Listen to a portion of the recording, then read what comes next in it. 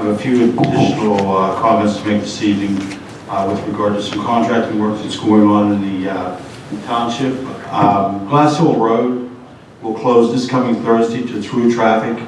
Donegal Construction Corporation will begin deck removal of the bridges located on that road. Also today on Coleman Road, the emergency repair project got underway. Our excavating began clearing and rubbing for the construction of the wall. Tomorrow, Tuesday, 9 a.m., we have a pre-construction conference for Youngblood Paving to get the capital program kicked off. And also next Monday, June 9th, the Grandall Company is scheduled to begin installing the new fixtures in the Cecil Park bathrooms. It's expected that that work will be wrapped up by the end of the week, next week. That's it. So they think they will have that done by the 14th? That's good, thank you. Bill, I have a question. Glass Hill Road, how long is the bridge going to be on? Do you have any idea? Talking to the project engineer this afternoon, he expects that work to be wrapped up by August 15th. August 15th. Is that a county bridge or a township bridge? It's a county bridge. What's the distinction? Does Cecil Township own any bridges? We do. Yeah. I mean, how did we get to own them and the county gets to own others? I'm not sure how it ever came about, but I believe the county owns 3 bridges in Cecil Township. That, of course, Glass Hill, Mulwinnie Bridge, and Mulwinnie Road Bridge is one, and Glide Road Bridge is another. And those are the only 3? I believe those are the only 3, yes. Thank you. Okay, the next is the engineer's report. Dan? Thank you, Mr. Chairman. You have a copy of my report, which I issued tonight, and also sent via email. Just highlight a couple of things on the report with regards to the work that's going on up at, let's start off with Overlook. There's been some issues related to Anger Road. Dawn and Public Works have had to go up there and do some repair work to Anger Road. We're still awaiting simple construction to get started out there on the improvements. In the interim, I advised Dawn that there was an agreement before that these issues were anticipated to occur when the development took place. So I believe Public Works went up there and did some additional work to keep the dust down on the road. And that's being done with funds from the developer, just to bring that out to the board. And that was a part of the developer's agreement.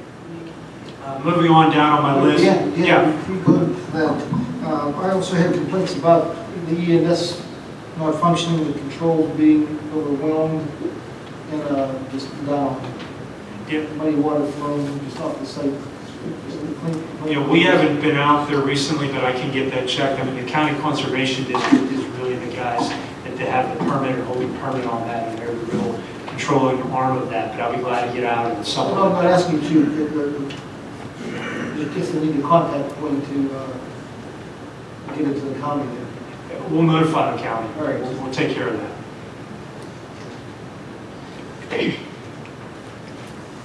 Moving on my report on the development side of things, the Windsor Woods Phase 3, I got an email today from Gene Stoll from the bonding company related to Windsor Woods. Good news and bad news. The good news is that they want to give us some money.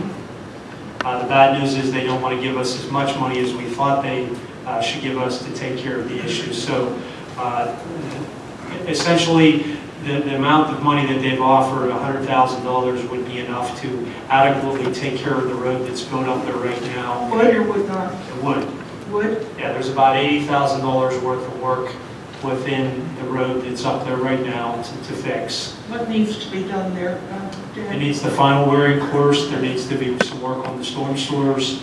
The detention pond needs cleaned up. There needs to be some seating up there. So that work could be accomplished.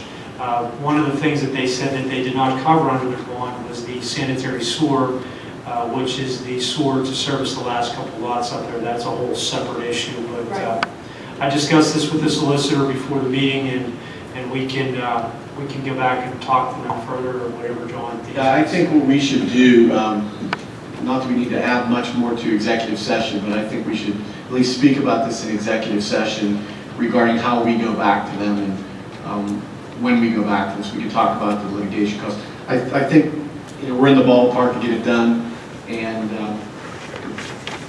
like anybody else, they're offering a little bit less than what they may have to pay, but when you factor in the fees that we may save and the time involved in litigation, it may be the path we have to go down, but I think we should explore in executive session any potential counter proposal. How much was the bond? The bond, potentially, we think there should have been about $214,000 in it. 214? 214. Okay, I thought you said 240, but that was several years ago. I had a call again from people who live on Windsor Woods. They're very upset because it's been 2.5 years and nothing's been done. Same complaints that everyone has. The roads are horrible. I've never worked with a bonding company where it goes smooth. John can attest to that also. It just doesn't happen. When you try to take a bond, it's always an issue. Yeah, that was only about $30,000 worth of work, though. That's why. And it was very close to being done. All right, is this on the agenda for the executive session? No, I think we should add that. And if we're going to add that, I don't know that we need to vote on it, but Dan, you still have more of your report to go through? Sure. Okay, in addition to that one, Bill already reported that the Coleman Road emergency work is commenced. We're able to get the easement signed up there from the property owner, Mrs. Klapke, and that's good. So we record that easement, and that project hopefully will be done here in a few weeks. Further on, Clinger Road Park, we've been up there to do a final inspection on the park, and there's a number of issues related to both fields.